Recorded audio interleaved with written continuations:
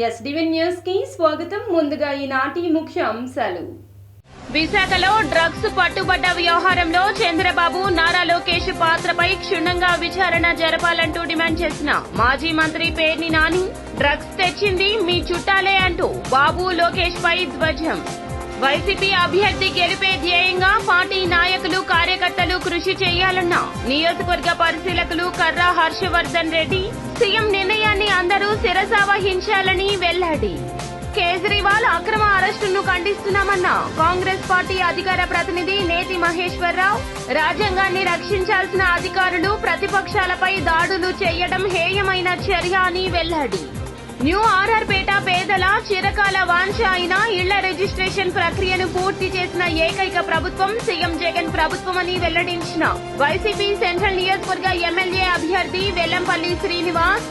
గత పాలకులు ఎన్నికల సమయంలో మోసం చేసి డబ్బులు దండుకున్నారే తప్ప వారి గోడు పట్టించుకోలేదని ఆరోపణ.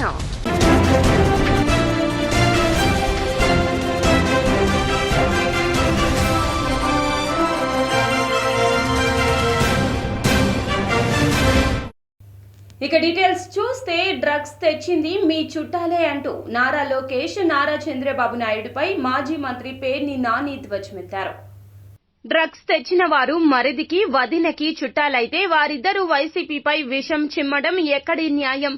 ఎన్నికల్లో మద్యం పంచే స్థాయి నుంచి డ్రగ్స్ పంచే స్థాయికి టీడీపీ ఎదిగిపోయిందా? ఈ ఓడ వెనుక మరో ఓడ ఉండే అవకాశంతో పాటుగా ఇలాంటి ఓడలు మరో మార్గంలో వచ్చే అవకాశాలు మెండుగా ఉన్నాయన్నారు. డ్రగ్స్ దందాలో బయటపడ్డ పేర్లలో ఒక్కరు కూడా రెడ్డి కాపు లేరు. మరి మీ చుట్టాలు తెప్పిస్తే మాపై సీఎం జగన్ పై విషం చిమ్ముతారా అంటూ పేర్ని నాని మండిపడ్డారు.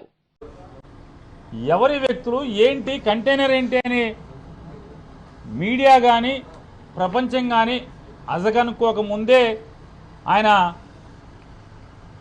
బయటకు వచ్చి మాట్లాడేస్తాడు, విషం చిమ్ముతాడు. ఎవరయ్యా ఈ వ్యక్తులు అంటే విదేశాల నుంచి డ్రగ్స్ అందుకున్న వాళ్ళు ఎవరయ్యా అంటే అడ్రస్లని చూస్తే అంతా మనోళ్లే, అంతా బీరకాయ పీసే, అంతా చుట్టరకాలే.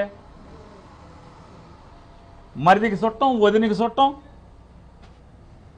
వ్యాపారాలు, భాగస్వామ్యం, వాటాలు అంతా వీళ్లే. విషం మాత్రం జగన్మోహన్ రెడ్డి గారి మీద. ఎందుకు 45 ఏళ్ల ఇండస్ట్రీ, 14 ఏళ్ల ముఖ్యమంత్రి, 75 ఏళ్ల వయసు, పొలాల్లో రావి చెట్టుకి తాడి చెట్టుకి కూడా వయసు వచ్చింది. కానీ ఎంతో కొంత జనానికి పనికి వచ్చే పనులు చేస్తూ ఉంటాయి. కానీ ఈయన అనుభవం, ఈయన వయసు ఎవరికి ఉపయోగం? ఈ డ్రగ్స్కి ఎవరి మన చుట్టాలు తెచ్చుకోవటం ఏంటి, మన బీరకాయ పీస్ తెచ్చుకోవటం ఏంటి, మన వదిన గారి చుట్టాలు ఉండటం ఏంటి, వదిన గారి ఇంట్లో పిల్లలు ఉండటం ఏంటి? ఇక అదృష్టం ఏంటంటే ఒక్కడి పేరు చివరి రెడ్డి లేదు, బతికిపోయాం. ఎవడన్నా దురదృష్టవశాత్తు ఒకడు రెడ్డో లేదా ఆడేమన్నా కాపోడో ఏంటి పేరుందని జగన్మోహన్ రెడ్డి అవుట్ మొత్తం. ఈనాడు జ్యోతి. అసలు మీ చుట్టాలు దొరికితేనే మామూలుగా.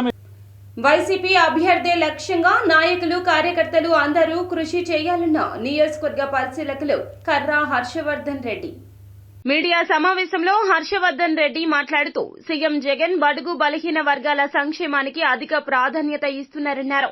ఒక సామాన్య కార్యకర్తను అసెంబ్లీకి పంపాలి అనే ఉద్దేశ్యంతో యాదవ సామాజిక వర్గానికి చెందిన సర్నాల తిరుపతిరావును మైలవరం అభ్యర్థిగా ప్రకటించారన్నారు. సీఎం నిర్ణయాన్ని పార్టీ నాయకులు, కార్యకర్తలు, పార్టీ శ్రేణులు అభిమానించి వైసీపీ అభ్యర్థి విజయానికి కృషి చేయాలన్నారు. అభిమానులైతేనేమి, కార్యకర్తలైతేనేమి, సోదరులకు సోదరులకు అందరికీ నమస్కారం.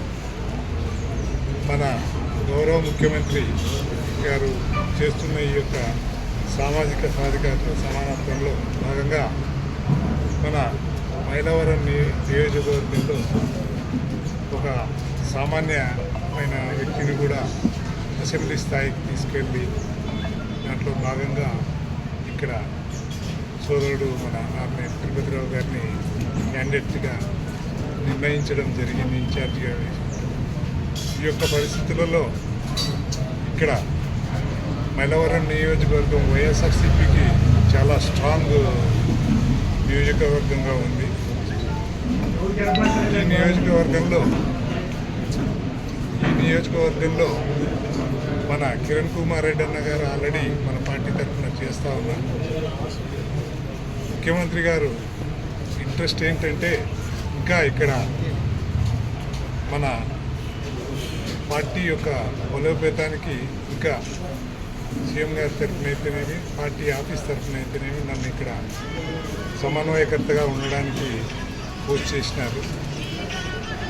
ఇక్కడ కిరణ్ కుమార్ రెడ్డి అన్న గారికి తోడు, అలాగే మన ఇన్ఛార్జ్ గారైన తిరుపతిరావు గారికి తోడుగా ఉండి ఈ యొక్క కార్యక్రమాలు, ఎలక్షన్ కార్యక్రమాలను సక్రమంగా జరిపించుకునే విధంగా మేము ముందుకు పోవాలని ఆలోచన చేస్తున్నాము. ఈ యొక్క మైలవరం కాన్స్టిట్యున్సీ వైఎస్ఆర్సీపీ జెండా మళ్ళీ 2024 ఎన్నికల్లో ఖచ్చితంగా ఎగరవేయాలనే ఉద్దేశం. ఢిల్లీ సీఎం కేజ్రీవాల్ అక్రమ అరెస్టును ఖండిస్తున్నామన్న కాంగ్రెస్ పార్టీ అధికార ప్రతినిధి నేతి మహేశ్వరరావు. ప్రెస్ క్లబ్ లో విలేకరులతో ఆయన మాట్లాడారు. రాజ్యాంగాన్ని రక్షించాల్సిన అధికారులు ప్రతిపక్షాలపై దాడులు చేయడం చూస్తుంటే అధికార పార్టీ నియంతృత్వ విధానాలకు మద్దతు ఇస్తున్నట్లుగా ఉందన్నారు. ఎన్నికల బాండ్ల వ్యవహారాన్ని బయటికి తీసుకొస్తున్నందునే కేజ్రీవాల్ ను భాజపా అరెస్టు చేయించిందని ఆరోపించారు. బాండ్ల పేరుతో భాజపా 5,000 కోట్లు అడ్డదారిలో సేకరించిన ఈడీ చర్యలు ఉండవా అంటూ ప్రశ్నించారు.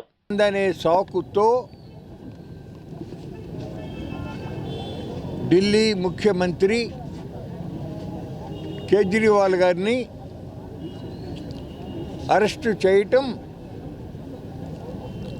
అత్యంత దుర్మార్గమైనటువంటి పని.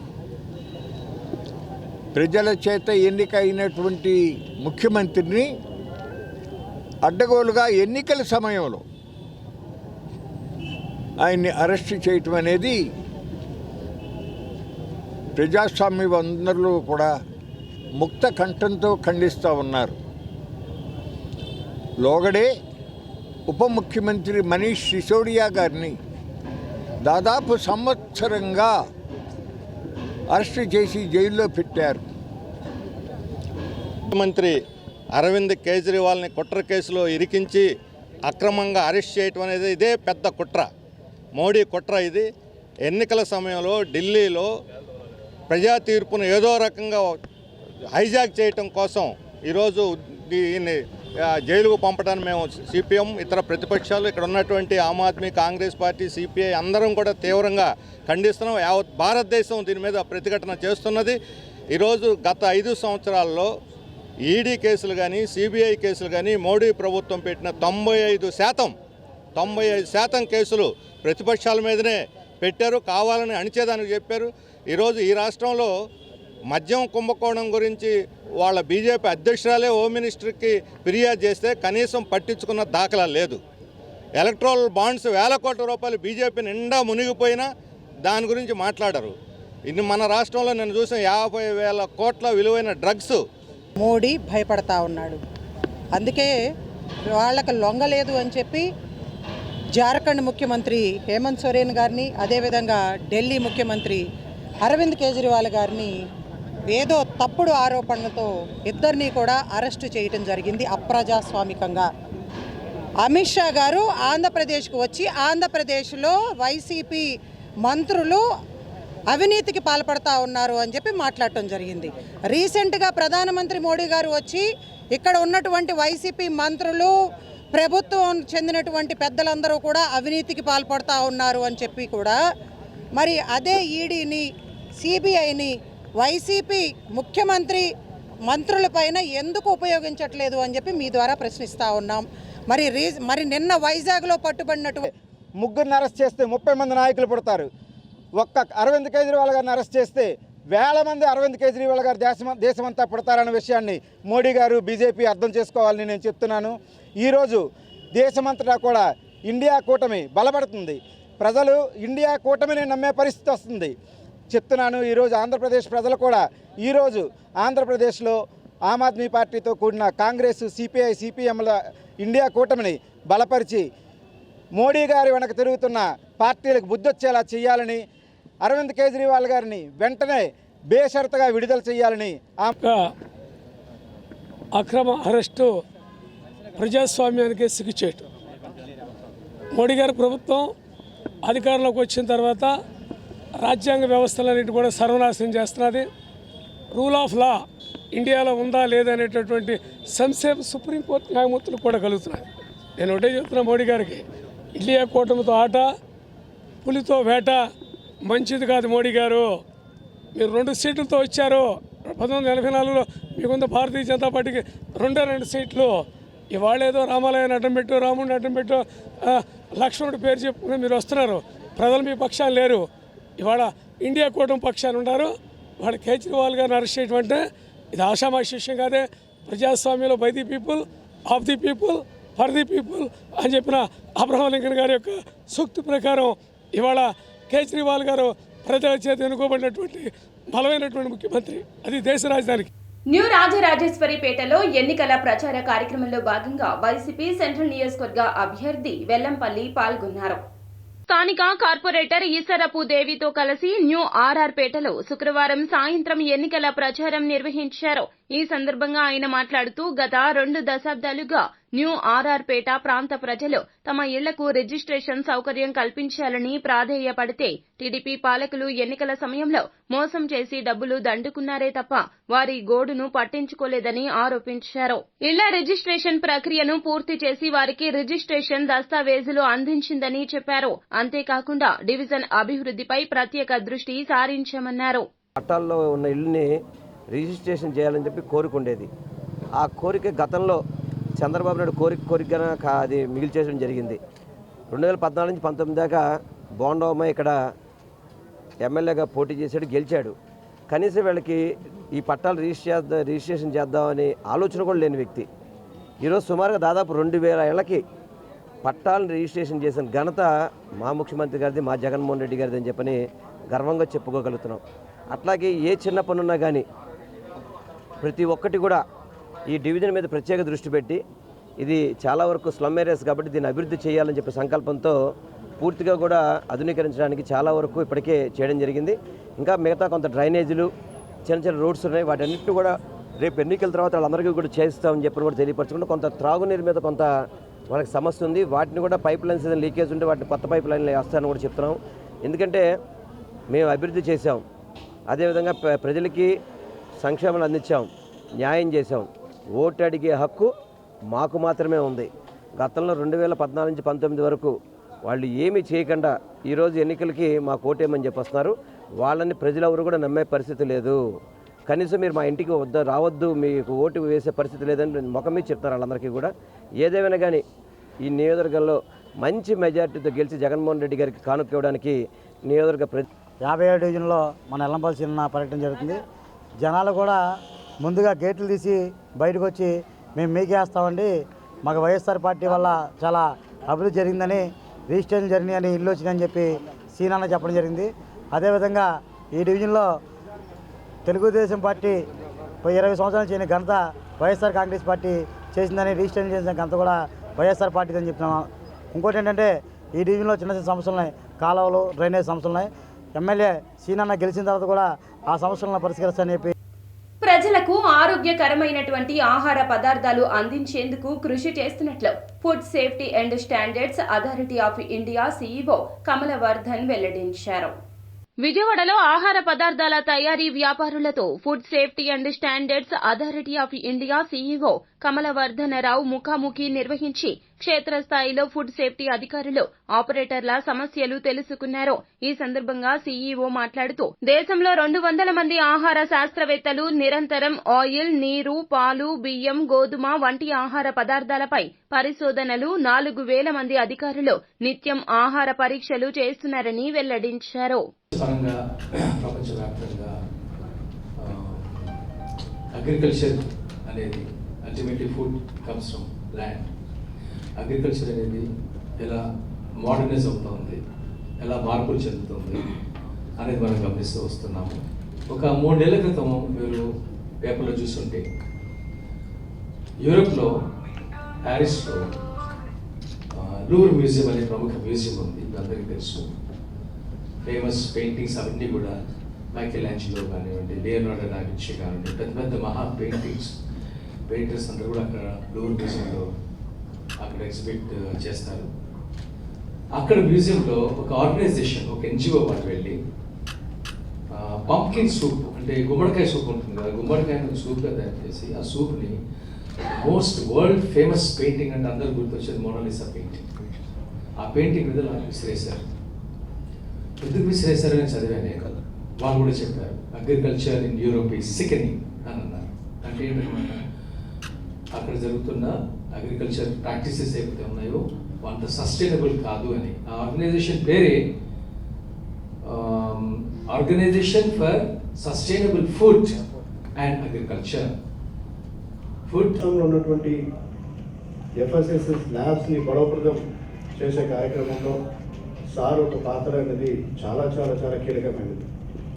అదే రకంగా మొన్న సార్ ఆధ్వర్యంలో మరి రాష్ట్రంలో ఉన్నటువంటి ఈ ఎఫ్ఎస్ఎస్సి విధానం చాలా మెరుగుపరాలి అండ్ మన రాష్ట్రంలో దీని గురించి అవగాహన రావాలని చెప్పి మొట్టమొదటిసారిగా మన రాష్ట్రంలో సిఏసి మీటింగ్ తిరుపతిలో ఘనంగా నిర్వహించాం.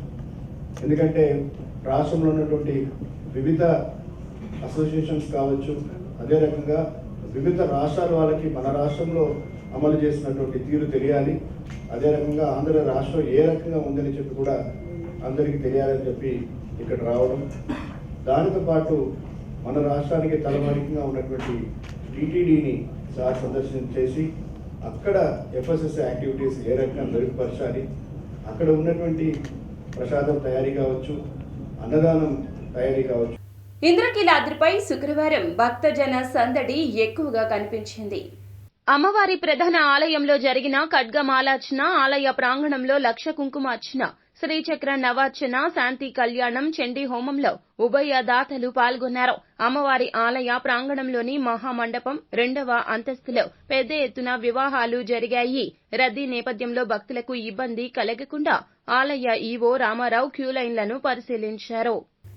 పీఠాపురం నియోజకవర్గం నుండే రాష్ట్ర స్థాయి ప్రచార కార్యక్రమానికి శ్రీకారం చుట్టనున్న జనసేన అధినేత పవన్ కళ్యాణ్ జనసేన నేతలతో సమావేశమయ్యారు.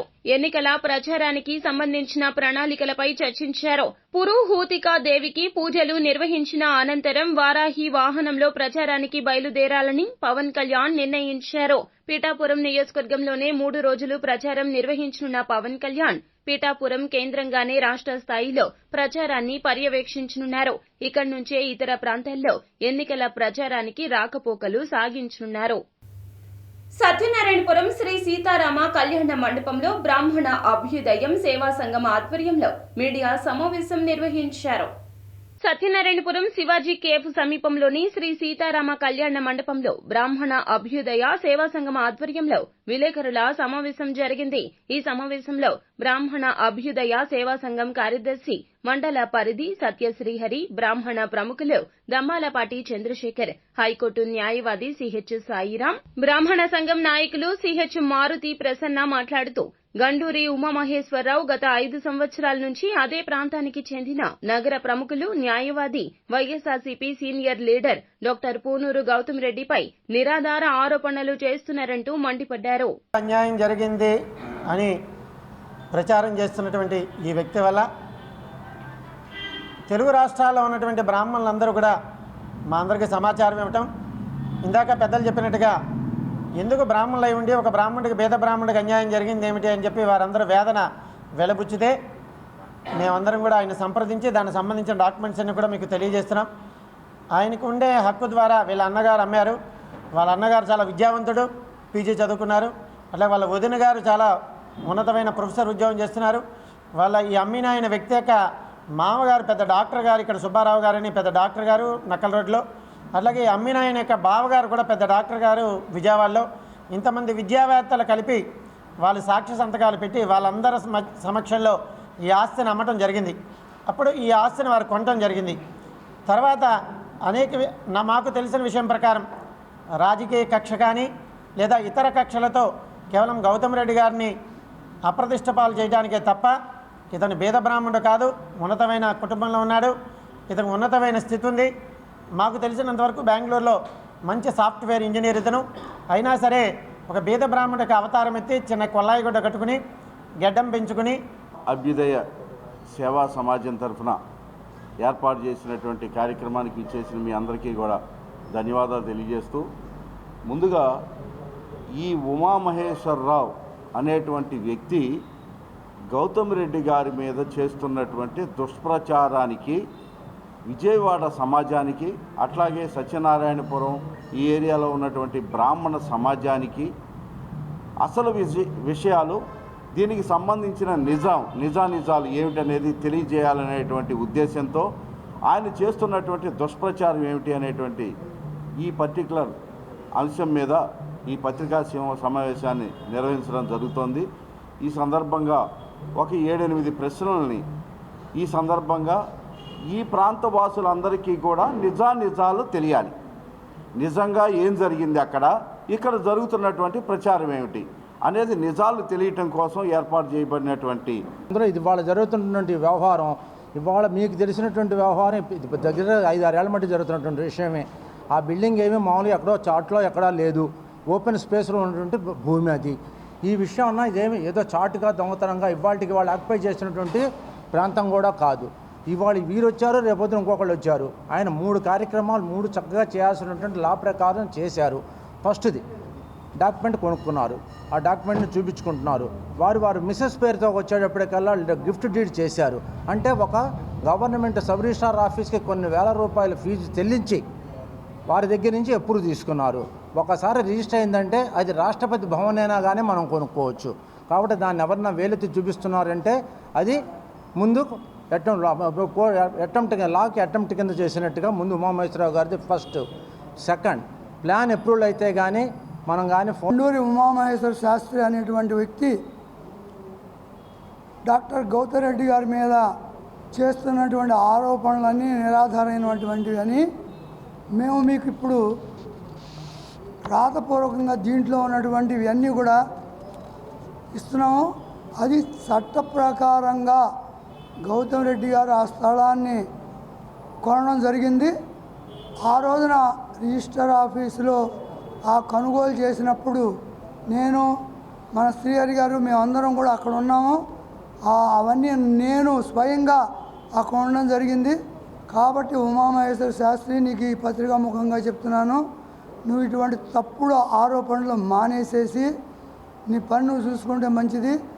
ఎవరో చెప్పిన మాటలు విని నువ్వు ఇటువంటి ఎస్బీడీ పేరుతో డూప్లికేట్ బీడీలను మార్కెట్లో విడుదల చేస్తున్నారన్న SBD marketing sales supervisor Abdul Latif. తమ సరుకు తక్కువగా మార్కెట్లోకి వెళ్తూ ఉండడంతో అనుమానం వచ్చి ఆరా తీయగా అసలు విషయం బయటకొచ్చిందన్నారు. వన్ టౌన్లోని రథం సెంటర్ వద్ద ఉన్న తమ గోడౌన్ నందు ఏర్పాటు చేసిన విలేకరుల సమావేశంలో SBD company marketing sales supervisor Abdul Latif మీడియాతో మాట్లాడారు. ఎస్బీడీలు మార్కెట్లో గత 60 ఏళ్లుగా ఎంతో పేరుగాంచినవని, అలాంటి కంపెనీ పేరుతో డూప్లికేట్ తయారు చేసి మార్కెట్లో అమ్ముతున్నారని చెప్పారు. నా పేరు లతీఫ్ అహ్మద్, ఎస్బీడీ ఫ్యాక్టరీలో సూపర్వైజర్గా పనిచేస్తాను. ఒరిజినల్ డూప్లికేట్ చెకింగ్ ఇన్స్పెక్టర్ నేను. కాబట్టి మేము వచ్చి ఇది వాళ్ళు పట్టే చోట్ల వాళ్ళు ఏం చేస్తారు, వరంగల్ నుంచి మాకు తెచ్చిస్తారు, ఎవరుని తెలీదు. వచ్చేప్పుడు మీకు ఇన్ఫామ్ చేస్తాం రండి అంటారు. ఇప్పుడు రాలేదు, ఇన్ని రోజు చూస్తున్నాము. ఇప్పుడు ఆపండి అని చెప్పి ఉన్నాము, ఆపేస్తాము, ఇంకా రాకుండా చూసుకుంటాము, మంచి క్వాలిటీ తెచ్చి అమ్ముతాము అని చెప్పి మాకు హామీ ఇచ్చారు. అది ఈ డూప్లికేట్ నకిలీ ఇప్పుడు వచ్చింది మన కంపెనీకి లాస్ ఆగింది. ఎవ్వరు అక్కడ పని, మన కంపెనీలో ఎక్కువ పని వాళ్ళు ఉన్నాడు. ఈ కోసరమే పని 10,000 కార్మికులు ఉన్నారు సార్. దీన్ని నమ్ముకొని ఈ వ్యాపారం తగ్గిన వల్ల కార్మికులు బయటలో పడతారు. కాబట్టి మా కంపెనీ వాళ్ళు ఇది ఏదైనా పోయి చూడండి ఫస్ట్, అది ఏమి దేనివల్ల వ్యాపారం తగ్గింది పోయి చూడండి అని మాకు 5 నెలలుగా ఇక్కడ మేము ఉంచాము.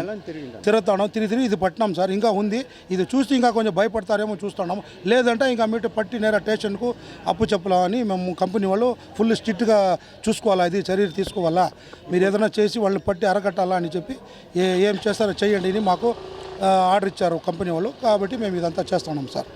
ఇప్పుడు వచ్చిన మన కంపెనీ వాళ్ళని 10 మంది తిరుగుతాడు. ఇక్కడ 3 అక్కడ 3 తిరిగి తిని పనుకుంటాను. ఇప్పుడు మాది వచ్చి గుంటూరు, విజయవాడ, ఎస్బీడీ కంపెనీలో పనిచేస్తాను. ఇక్కడ డూప్లికేట్ ఉంది అంటే తిరిగి తీసి పనుకున్నాం. అన్ని బీడీలోనే ఉన్నాయి. ఇప్పుడు ఉంది ఇది మన డూప్లికేట్ పెట్టుకుంటేనే మన కంపెనీకే పని లేదు. అది అందరికీ తక్కువ పని తని వస్తుంది, మన లాస్ట్లోనే వస్తుంది. ఇది డూప్లికేట్ మాకు తెలియదు, వరంగల్ చెప్తారో ఎక్కడి నుంచి తెలియదు, మాకు తెలియదు. ఉంటాడు వాడు, వాటి పట్టిస్తే తెలుతాను, వాడు ఎవరు దొరకలేవు. దొరికితే తెలుస్తుంది మనకి. దేవినేని ఉమకు మద్దతుగా జకంపూడి కాలనీలో నిరసన ప్రదర్శన నిర్వహించడం జరిగింది. కాలనీ వాసులు ప్రదర్శన చేపట్టేందుకు నిర్ణయించి ఆయనను ఆహ్వానించడంతో వచ్చారు. అనంతరం కాలనీ వీధుల్లో ప్రదర్శన నిర్వహించారు. మాజీ మంత్రి ప్రజలకు అభివాదం చేసుకుంటూ ముందుకు సాగారు. ఈ సందర్భంగా కొందరు కాలనీ వాసులు నియోజకవర్గ తెదేపా అభ్యర్థి వసంత కృష్ణ ప్రసాద్ కు వ్యతిరేకంగా నినాదాలు చేస్తూ ఉమామహేశ్వరరావునే అభ్యర్థిగా ప్రకటించాలంటూ డిమాండ్ చేశారు. కేంద్ర రాష్ట్ర ప్రభుత్వాల వల్ల ఆటో కార్మికులు అష్ట కష్టాలు పడుతున్నారని సిపిఎం నేత సిహెచ్ బాబురావు అన్నారు. సిఐటియు అనుబంధ సంస్థ auto workers railway station union ఆధ్వర్యంలో గాంధీనగర్ ప్రెస్ క్లబ్ నందు సమావేశం నిర్వహించారు. ఈ కార్యక్రమానికి సిపిఎం నేత బాబురావు పాల్గొన్నారు. ఈ సందర్భంగా ఆయన మాట్లాడుతూ ఆటో రవాణా రంగాన్ని కేంద్ర రాష్ట్ర ప్రభుత్వాలు కుదేలు చేశాయని ఆయన ఆగ్రహం వ్యక్తం చేశారు. ఒకవైపున పెట్రోల్ బాధుడు ఉండగానే ఆటోలకు వాడే ఇంధనం సిఎన్జి గ్యాస్ను కూడా రెట్టింపు చేశారని దుయ్యబట్టారు. ఇలా అనేక రకాలుగా ఆటో కార్మికుల్ని పీల్చి పిప్పి చేశారని ఆగ్రహం వ్యక్తం చేశారు. వాహన మిత్ర పథకం అంటూ అన్ని రకాలుగా దోచుకుంటున్నారని, అది వాహన మిత్ర పథకం కాదని అది వాహన శత్రు పథకం అని అభివర్ణించారు.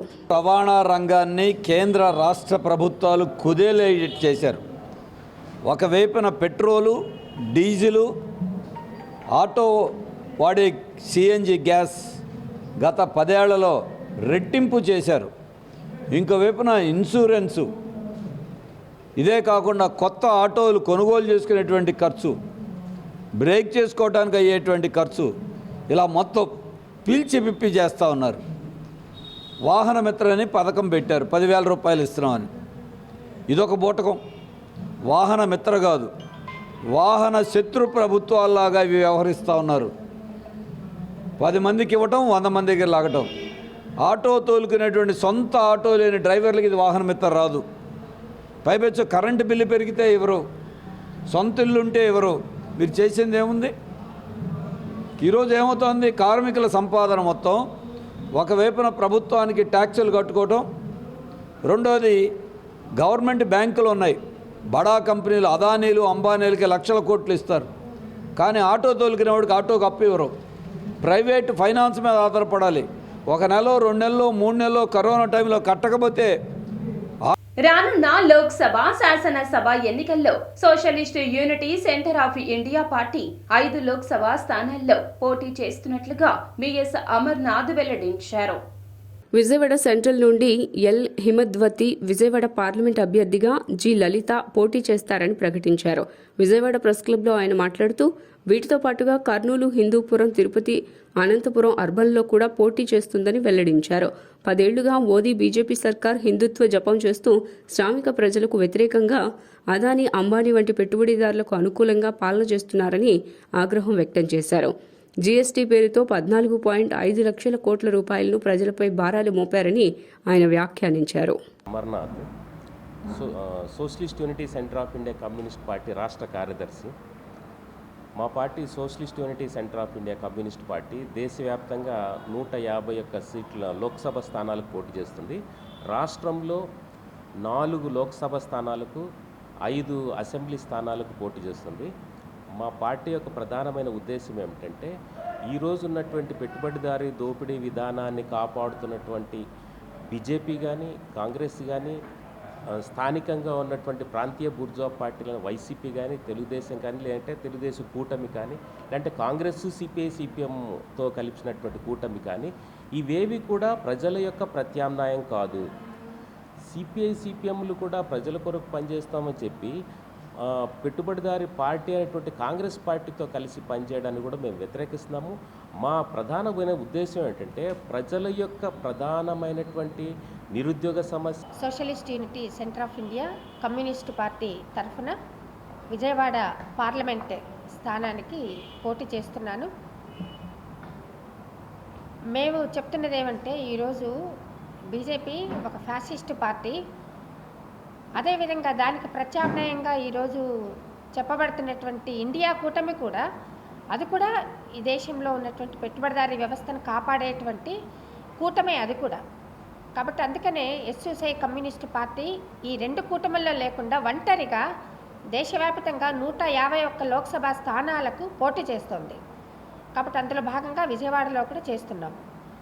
కాబట్టి ఈరోజు రైతుల సమస్యల పరిష్కారం కావాలన్నా, కార్మికుల సమస్యలు కానీ, లేదా విద్యారంగ సమస్యలు, వైద్యరంగ సమస్యలు, మహిళల సమస్యలు ఏవైనా పరిష్కారం కావాలన్నా కూడా ఒక బ్రహ్మాండమైన ఎమ్మెల్యేగా నిలబడుతున్నాను.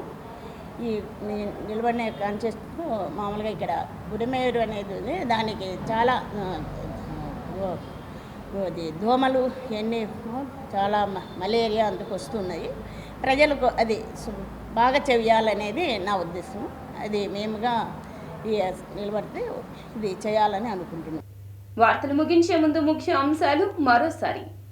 విశాఖలో డ్రగ్స్ పట్టుబడ్డ వ్యవహారంలో చంద్రబాబు, నారా లోకేష్ పాత్రపై క్షుణ్ణంగా విచారణ జరపాలంటూ డిమాండ్ చేసిన మాజీ మంత్రి పేర్ని నాని, డ్రగ్స్ తెచ్చింది మీ చుట్టాలే అంటూ బాబు, లోకేష్ పై ధ్వజం. వైసీపీ అభ్యర్థి గెలిపే ధ్యేయంగా పార్టీ నాయకులు, కార్యకర్తలు కృషి చేయాలన్న నియోజకవర్గ పరిశీలకులు కర్రా హర్షవర్ధన్ రెడ్డి. సీఎం నిర్ణయాన్ని అందరూ శిరసావహించాలని వెల్లడి. కేజ్రీవాల్ అక్రమ అరెస్టును ఖండిస్తున్నామన్న కాంగ్రెస్ పార్టీ అధికార ప్రతినిధి నేతి మహేశ్వరరావు. రాజ్యాంగాన్ని రక్షించాల్సిన అధికారులు ప్రతిపక్షాలపై దాడులు చేయడం హేయమైన చర్య అని వెల్లడి. న్యూ ఆర్ఆర్పేట పేదల చిరకాల వాంఛ అయిన ఇళ్ల రిజిస్ట్రేషన్ ప్రక్రియను పూర్తి చేసిన ఏకైక ప్రభుత్వం సీఎం జగన్ ప్రభుత్వమని వెల్లడించిన వైసీపీ సెంట్రల్ నియోజకవర్గ ఎమ్మెల్యే అభ్యర్థి వెల్లంపల్లి శ్రీనివాస్. గత పాలకులు ఎన్నికల సమయంలో మోసం చేసి డబ్బులు దండుకున్నారే తప్ప వారి గోడు పట్టించుకోలేదని ఆరోపణ. ఎస్డీవీ న్యూస్ సమాప్తం. నమస్కారం.